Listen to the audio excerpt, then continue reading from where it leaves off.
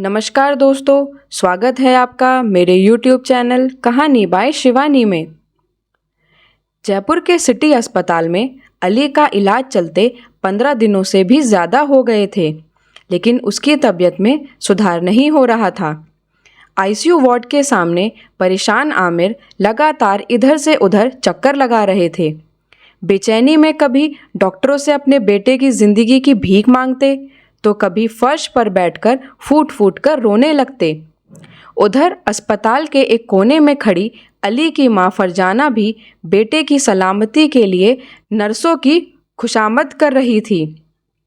तभी ICU ward से doctor बाहर निकले तो आमिर उनके पीछे पीछे दौड़े और उनके पैर पकड़कर गिड़गिड़ाते हुए कहने लगे, डॉक्टर साहब, मेरे अली को बचा लो, कुछ भी करो, उसके इलाज में कमी नहीं होनी चाहिए।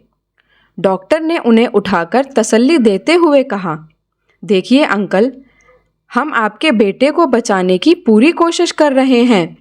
उसकी हालत अभी भी गंभीर बनी हुई है।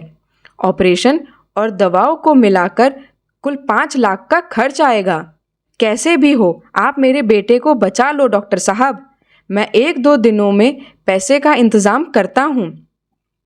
आमिर ने हाथ जोड़कर कहा।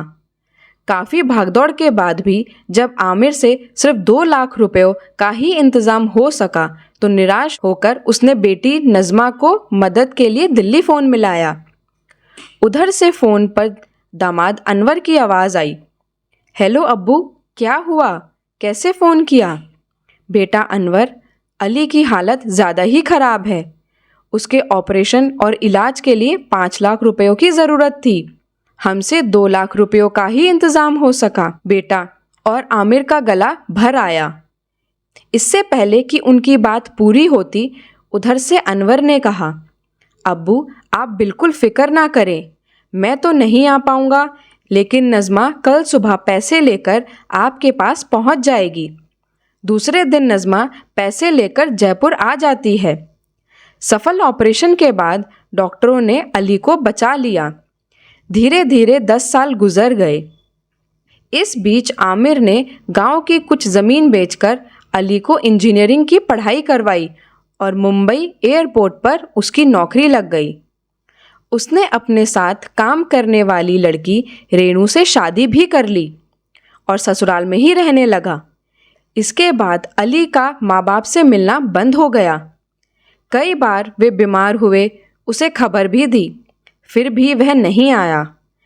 ईद, बकरी ईद पर भी फ़ोन पर मुबारकबाद नहीं देता। एक दिन सुबह टेलीफोन की घंटी बजी। आमिर ने फ़ोन उठाया। उधर से अली बोल रहा था, हेलो अब्बा, कैसे हैं आप सब लोग? अब्बा, मुझे एक परेशानी आ गई है। मुझे 10 लाख रुपयों की सख्त ज़रूरत है। मैं 1-2 दिन में पैसे लेने आ जाता हूँ। बेटा, तेरे ऑपरेशन के वक्त नजमा से उधार लिए 3 लाख रुपए चुकाने भी मुश्किल हो रहे हैं। ऐसे में मुझसे 10 लाख रुपए का इंतज़ाम नहीं हो सकेगा। मैं मजबूर हूँ बेटा, आमिर ने कहा। इसके आगे आमिर कुछ बोलते अली गुस्से से भड़क उठा। अब्बा, मुझे आपसे यही उम्मीद थी। मुझे पता था कि आप यही कहोगे। आपने ज़िंदगी में मेरे लिए किया ही क्या है? और उसने फ़ोन काट दिया। अपने बेटे की ऐसी बात सुनकर आमिर को गहरा सदमा लगा। वे गुमसुम रहने लगे, घर में पड़े बड़बड़ाते रहते। एक दिन अचानक शाम को सीने में दर्द के बाद वे लड़खड़ा कर गिर पड़े तो बीवी फरजाना ने उन्हें पलंग पर लिटा दिया। कुछ देर बाद आए डॉक्टर ने जांच की और कहा, चाचा जी की तबीयत ज़्यादा खराब है, उन्हें बड़े अस्पताल ले जाना पड़ेगा। डॉक्टर साहब की बात सुनकर घबराई फरजाना ने बेटे अली को फ़ोन कर बीमार बाप से मिलने आने की अपील करते हुए आखिरी वक्त होने की दुहाई भी दी। जवाब में उधर से फ़ोन पर अली ने अम्मी से भला बुरा कहा। गुस्से में भरे अली ने यह तक कह दिया, आप लोगों से अब मेरा कोई रिश्ता नहीं है, आइंदा मुझे फ़ोन भी मत करना। यह सुनकर फरजाना पसीने से लथपथ हो गई। वो चकरा कर ज़मीन पर बैठ गई। कुछ देर बाद अपने आप को संभालकर उसने नजमा को दिल्ली फ़ोन किया। हेलो नजमा बेटी, तेरे अब्बा की तबीयत बहुत ख़राब है। तू अनवर से इजाज़त लेकर कुछ दिनों के लिए यहाँ आ जा। तेरे अब्बा तुझे बार बार याद कर रहे हैं। नजमा ने उधर से फ़ौरन जवाब दिया, अम्मी आप बिल्कुल मत घबराना, मैं आज ही शाम तक अनवर के साथ आपके पास पहुंच जाऊंगी। शाम होते होते नजमा और अनवर जब घर पर पहुंचे तो खानदान के लोग आमिर के पलंग के पास बैठे थे। नजमा भागकर अब्बा से लिपट गई। दोनों बाप बेटी बड़ी देर तक रोते रहे। देखो अब्बा, मैं आ गई हूँ। आप अब मेरे साथ दिल्ली चलोगे, वहाँ हम आपका बढ़िया से इलाज करवाएंगे। आप बहुत जल्दी ठीक हो जाओगे, नजमा ने रोते रोते कहा। आंखें खोलने की कोशिश करते आमिर बड़ी देर तक नजमा के सर पर हाथ फेरते रहे। आंखों से टपकते आंसू को पोंछकर बुझी आवाज़ में उन्होंने कहा, नजमा बेटी, अब मैं कहीं नहीं जाऊंगा। अब तू जो आ गई है, मुझे सुकून से मौत आ जाएगी। ऐसा मत बोलो अब्बा, आपको कुछ नहीं होगा। यह कहकर नजमा ने अब्बा का सर अपनी गोद में रख लिया। अम्मी को बुलाकर उसने कह दिया, अम्मी आपने खूब खिदमत कर ली, अब मुझे अपना फ़र्ज़ अदा करने दो। उसके बाद तो नजमा ने अब्बा आमिर की खिदमत में दिन रात एक कर दिए।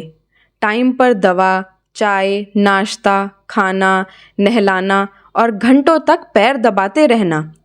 सारी रात पलंग पर बैठकर जागना उसका रोज का काम हो गया। कई बार आमिर ने नजमा से ये सब करने को मना भी किया, पर नजमा यही कहती, अब्बा आपने हमारे लिए क्या नहीं किया। आप भी हमें अपने हाथों से खिलाते, नहलाते, स्कूल ले जाते, कंधों पर बैठाकर घुमाते थे। सब कुछ तो किया। अब मेरा फ़र्ज़ अदा करने का वक्त है, मुझे मत रोको अब्बा। बेटी की बात सुनकर आमिर चुप हो गए। उधर आमिर की हालत दिन पर दिन गिरती चली गई। उनका खाना पीना तक बंद हो गया। एक दिन दोपहर के वक्त नजमा अब्बा का सर गोद में लेकर चम्मच से पानी पिला रही थी। तभी घर के बाहर कार के रुकने की आवाज़ सुनाई दी। कुछ देर बाद अली एक वकील को साथ लेकर अंदर आया। उसके हाथ में टाइप किए हुए कुछ कागजात थे। अचानक बरसों बाद बिना इत्तला किए उसको घर आया देखकर सभी खुश हो गए थे। दरवाजे से घुसते ही वह लपक कर आमिर के नज़दीक जाकर आवाज़ देने लगा, अब्बा उठो, आंखें खोलो, इन कागजात पर दस्तखत करना है, उठो उठो। यह कहकर उसने हाथ पकड़कर उन्हें पेन देना चाहा।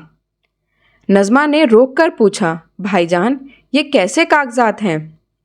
लेकिन वह किसी की बिना सुने अब्बा को आवाज़ें देता रहा। आमिर ने आंखें खोलीं, अली की तरफ एक नज़र देखा और अचानक उनके हाथ में दिए कागज़ और पेन नीचे गिर गए।